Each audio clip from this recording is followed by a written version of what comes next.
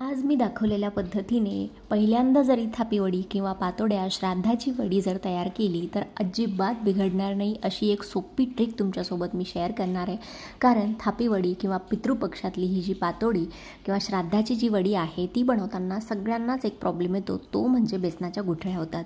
तर आजची जी रेसिपी आहे त्यामध्ये अजिबात असं होणार नाही आहे. त्यावर एक मस्त सोल्युशन दाखवलं आहे आणि फक्त 10 मिनिटाच्या आत तुम्ही पहिल्यांदा जरी बनवणार असाल तरीसुद्धा एकदम परफेक्ट अशी ही थापी वडी किंवा पातोड्या ज्या आहे श्राद्धाच्या पानात वाढली जाणारी पातोडी आहे ती बनवू शकता. चला तर मग सुरुवात करूया.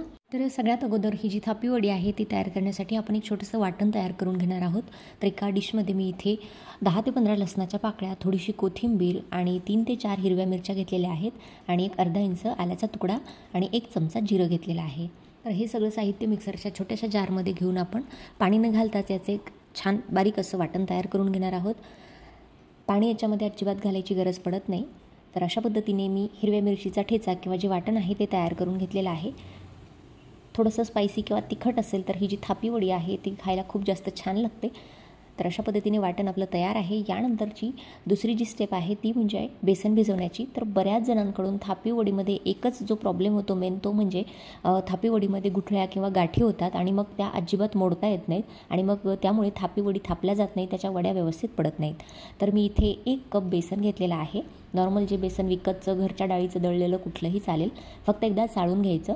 आणि 1 कप बेसन आहे. वजनी प्रमाणात जवळपास 50 ते 60 ग्रॅम बेसन मी इथे घेतलेलं आहे आणि ज्या कपाने बेसन मोजून घेतलेलं आहे त्याच कपाने 1 कप मी इथे घालत आहे पाणी. तर तुम्ही कुठलंही एक माप सेट करू शकता, वाटी, ग्लास, जेवढ्या प्रमाणात तुम्हाला करायचं आहे त्याच प्रमाणात सगळी मापं घ्यायची आहे, म्हणजे थापी वडी अजिबात बिघडत नाही. तर बघू शकता संपूर्ण 1 कप पाणी मी ह्या 1 कप बेसनामध्ये घालून अशा पद्धतीने मिक्स करून घेत आहे आणि थोडं थोडं पाणी घालून तुम्हाला बेसनामधील सगळ्या गाठी ज्या आहे त्या अशा पद्धतीने मोडून घ्यायच्या आहे. एकदाच जर सगळं पाणी घातलं तर बेसनाच्या गाठी होतात. थोडं थोडं पाणी घालून अशा पद्धतीने बेसनाचं जे बॅटर आहे, मिश्रण आहे ते तयार करून घ्यायचं आहे किंवा मग विस्करनीसुद्धा अशा पद्धतीने मिक्स करून तुम्ही घेऊ शकता. अजिबात गाठी होत नाही आणि एखाद 2 छोट्या छोट्या गाठी राहिल्या तर त्यानंतर मोडता येतात, पण मोठ्या गाठी याच्या मोडता येणार नाही. त्यानंतर आपण गॅसवरती एक पॅन ठेवलेला आहे, कढई आहे आणि त्यामध्ये मी 2 चमचे फक्त तेल घातलेलं आहे. तेल व्यवस्थित छान गरम झालं की त्यामध्ये आपण अर्धा चमचा मोहरी आणि अर्धा चमचा फोडणीसाठी जिरं घालणार आहोत. जिरं आणि मोहरीची फोडणी छान तडतडली की याच्यामध्ये मी पाव चमचा हिंग घातलेला आहे आणि हे सगळं साहित्य व्यवस्थित परतून झालं की लगेचच आपण त्याच्यामध्ये जो हिरव्या मिरचीचा ठेचा आपण तयार करून घेतलेला होता मिक्सरला, तो सुद्धा याच्यामध्ये आपण 2 मिनिटांपर्यंत परतून घेणार आहोत. खूप जास्त हाय फ्लेमवरती ही जी फोडणी आहे ती तळायची किंवा फ्राय करायची नाही. मंद गॅसवरती 1 ते 1.5 मिनिटातच लगेचच हे सगळं साहित्य परतून तयार होतं. तर अशा पद्धतीने मिरचीचा ठेचासुद्धा आपला व्यवस्थितपणे परतून तयार आहे. तर यानंतर याच फोडणीमध्ये मी पाव चमचा हळद घातलेली आहे आणि एकदा हळदसुद्धा व्यवस्थितपणे मिक्स करून घेऊया. ह्या प्रमाणात जर तुम्ही ही थापी वडी केली तर अजिबात बिघडणार नाही.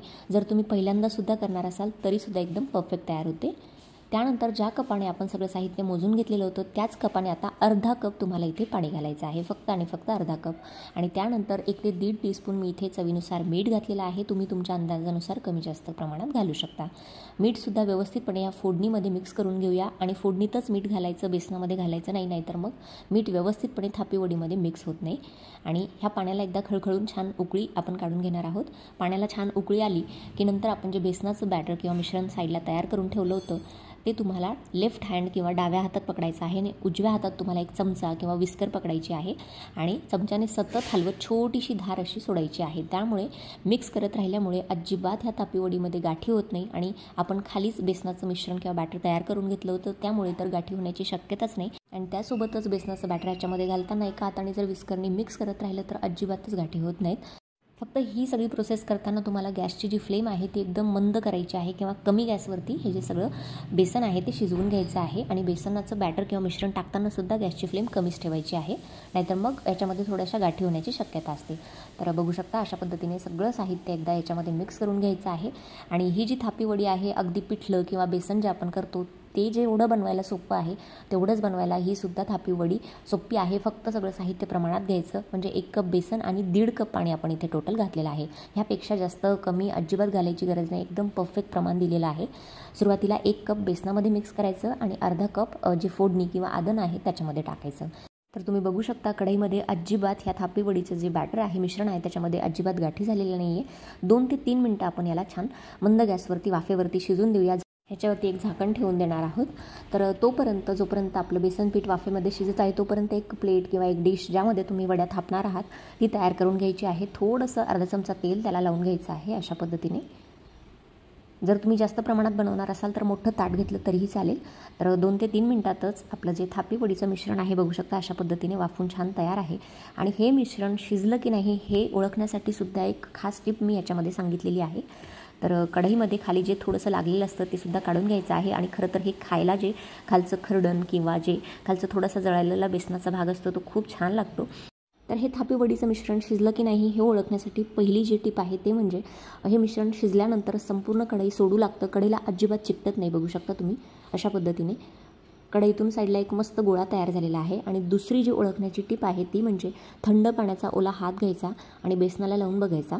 अजिबात हाताला बेसनपीठ चिकटत नाही. याचा अर्थ आपलं बेसनपीठ व्यवस्थितपणे इथे शिजलेलं आहे. आणि मोजून याला 5 ते 6 मिनटं शिजवून घ्यायचं. यापेक्षा जास्त वेळ अजिबात लागत नाही. तर जे गरमागरम मिश्रण आहे थापी वडीचं ते आपण या ग्रीस केलेल्या किंवा तेल लावून घेतलेल्या प्लेटमध्ये काढून घेतलेलं आहे. आणि गरम गरम असतानाच तुम्हाला याला थापून घ्यायचं आहे म्हणजेच थापी वडी व्यवस्थितपणे नंतर त्याच्या वड्या पडतात. थंड झाल्यानंतर थापता येत नाही. तर गरम गरम असतानाच ही सगळी प्रोसेस करायची आहे. पटापट तुम्हाला प्लेटमध्ये हे थापून घ्यायचं आहे. आणि त्यानंतर ह्या थापी वडीवरती आपण थोडीशी चिरलेली कोथिंबीर, थोडंसं ओलं खोबरं किंवा मग थोडेसे भाजलेले तीळसुद्धा घालू शकता. तर आज मी इथे थोडीशी कोथिंबीर, थोडंसं ओलं खोबरं आणि भाजलेले तीळसुद्धा घातलेले आहेत. तर अशा पद्धतीने गरम गरम असतानाच तुम्हाला या सगळ्या गोष्टी याच्यावरती थापून घ्यायच्या आहे म्हणजे त्या व्यवस्थितपणे आपल्या ज्या थापी वडीला चिकटून बसतात. तर अशा पद्धतीने आता थापी वडी खूप जास्त गरम आहे तर आपण याला 5 ते 10 मिनिटांसाठी साईडला ठेवून देऊया आणि नंतर याचे काप करून घेऊया किंवा याला कट करून घेऊया.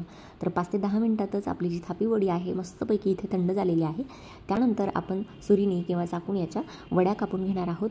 तर आजच्या या व्हिडिओमध्ये मी अतिशय सोपी पद्धत तुमच्यासोबत पितृपक्षातल्या किंवा श्राद्धातल्या ज्या थापी वड्या, पाटवड्या किंवा पातोड्या आहेत त्याची रेसिपी शेअर केलेली आहे. खूप जास्त सोपी आहे पद्धत आणि अजिबात बेसनाच्या गाठी होत नाही. जर तुम्ही पहिल्यांदासुद्धा हा स्वयंपाक बनवणार असाल तरीसुद्धा अजिबात बिघडणार नाही याची खात्री मी तुम्हाला देते. चला तर इथे मी डायमंड शेपमध्ये किंवा काजूकतलीच्या शेपमध्ये आपल्या ज्या थापी वड्या आहेत त्या कट करून घेतलेल्या आहे. आणि तुम्ही जवळूनसुद्धा बघू शकता अतिशय मस्त आपल्या थापी वड्या इथे कट करून तयार आहेत आणि चवीलाही तितक्याच अप्रतिम झालेल्या आहेत. तर नक्की एकदा ह्या पितृपक्षात ही रेसिपी नक्की ट्राय करा. मी तर म्हणते पितृपक्षातच काय तुम्ही असंही टिफिनला, डब्याला किंवा भाजीला काही नसेल तेव्हासुद्धा या ज्या पातोड्या किंवा थापी वडी आहे ती मस्तपैकी झणझणीत आमटीमध्ये टाकून खाऊ शकता. भाकरीबरोबर, भाताबरोबर अगदी मस्त छान लागते आणि करायलासुद्धा अगदी सोपी आहे. तर सगळ्या प्रमाणासहित आजची रेसिपी शेअर केली आहे. नक्की रेसिपी ट्राय करा. व्हिडिओ मनापासून आवडला असेल तर व्हिडिओला जास्तीत जास्त लाईक करा, शेअर करा आणि असेच नवनवीन व्हिडिओज आपल्या चॅनलवरती बघण्यासाठी चविष्ट महाराष्ट्र आपल्या मराठी यूट्यूब चॅनलला सबस्क्राईब करायला सुद्धा विसरू नका. चला भेटूया पुढच्या व्हिडिओमध्ये. तोपर्यंत धन्यवाद. Thanks for watching. Take care. Bye bye.